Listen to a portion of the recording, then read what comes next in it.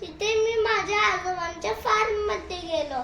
तिथे मी कांदे उपटले, खुरप्याने माती काढली, ऊस तोडला, आंबे काढले. असे खूप खूप छान छान एक्साइटिंग गोष्टी केल्या आम्ही. Amazing! काय सांगायचं होतं? मी एक ट्री ब्रिज क्रॉस केला आणि मी मासे पकडले, जांभळं घेतली. माझ्या आजोबांच्या फार्म मध्ये फार प्रकारचे प्राणी आहेत. गाय आहे, म्हैस आहे, मोर आहे, माकडं आहेत, मासे पण आहेत.